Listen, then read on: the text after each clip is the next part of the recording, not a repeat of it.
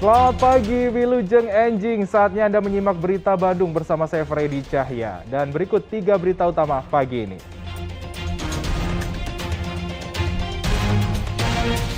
Sebuah puskesmas di Kabupaten Garut jebol diterjang tembok penahan tanah longsor.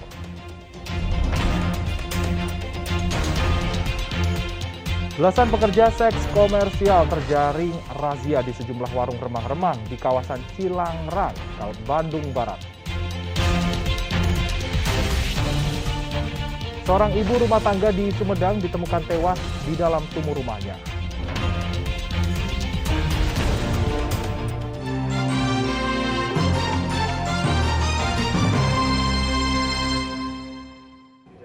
Sebuah puskesmas di Kabupaten Garut jebol diterjang tembok penahan tanah longsor. Akibatnya, layanan di ruang tindakan terganggu.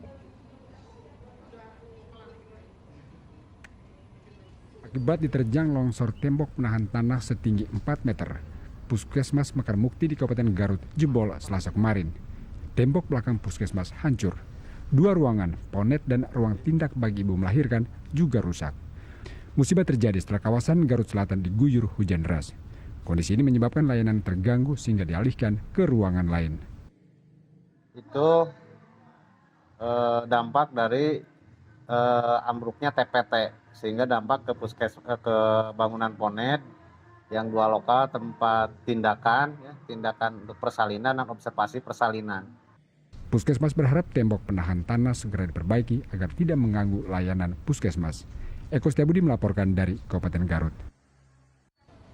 Jelang Natal dan Tahun Baru, pemerintah Kabupaten Garut kembali menerapkan sistem penyekatan di setiap perbatasan wilayah antar kabupaten. Tujuannya mengatur jumlah wisatawan agar tidak menimbulkan kerumunan.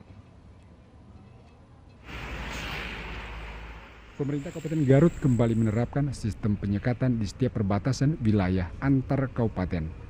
Pemerintah Kabupaten Garut tidak ingin gegabah dengan membiarkan melonjaknya jumlah wisatawan yang masuk ke Garut akan meningkatkan penyebaran COVID-19.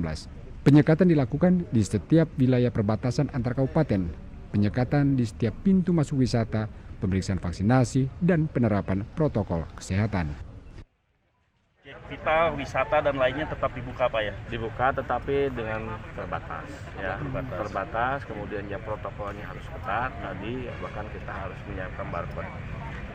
Pak, di daerahnya ini Pak untuk pengamanan dan lainnya gitu Pak? Untuk pengamanan nanti langsung di bawah pimpinan Bapak Kapolres dan Bapak Dandim ya. Jadi Pak Kapolres sudah menyiapkan di mana aja checkpoint yang nanti kita akan lakukan pada saat Natal. Ada syarat khusus untuk pengunjung yang datang ke Garut, Pak? Ada ya. Apa aja, Pak? Tadi sudah divaksin yang 2 kali. Pemeriksaan pengunjung yang masuk ke Garut dilakukan di sejumlah ruas jalan, seperti Jalan Raya Tarogong menuju akses wisata Cipanas dan perbatasan Garut Tasik di kawasan Cilawu. Penyekatan utama juga dilakukan di jalur Kadungora Leles, mulai dari perbatasan Garut dan Bandung. Seluruh kawasan wisata diwajibkan menerapkan batas pengunjung sebesar 75%. Eko Setiabudi melaporkan dari Kabupaten Garut. Meningkatnya aktivitas warga beberapa hari jelang libur Natal dan Tahun Baru membuat pemerintah Kota Cimahi Rabu pagi mulai menutup sementara sejumlah area publik termasuk Taman Alun-Alun.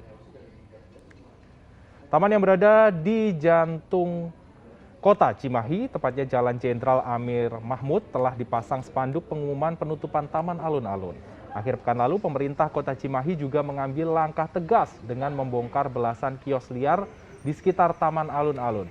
Selain alun-alun, tempat lain yang ditutup adalah Taman Aspirasi di Jalan Julaiha dan Taman Aruman di Jalan Aruman. Penutupan sementara dilakukan mulai hari ini oleh pemerintah Kota Cimahi sebagai upaya mencegah kerumunan menghadapi libur Natal dan Tahun Baru. Penutupan taman akan berlangsung hingga 2 Januari 2022 mendatang. Pemerintah Kabupaten Ciamis mulai menyelenggarakan vaksinasi COVID-19 bagi anak-anak. Targetnya sekitar 106.000 anak siap divaksin. Pemerintah Kabupaten Ciamis bekerjasama dengan BIN memulai program vaksinasi untuk anak-anak. Vaksinasi dilaksanakan secara serentak untuk anak berusia 6 hingga 11 tahun. Untuk tahap awal pelaksanaan vaksinasi dilakukan bagi siswa SD kelas 1, 3, dan 6. Siswa kelas lainnya menunggu giliran karena baru diberikan vaksin penyakit yang lain. Untuk tahap pertama, 1.700 siswa dari 10 sekolah melaksanakan vaksinasi secara serentak.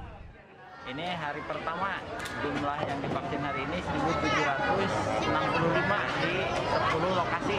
10 lokasi. Nantinya ada 106.000 lebih anak yang akan divaksin. Harapannya semua tingkatan pendidikan bisa melakukan belajar tatap muka jika program vaksinasi anak berjalan lancar.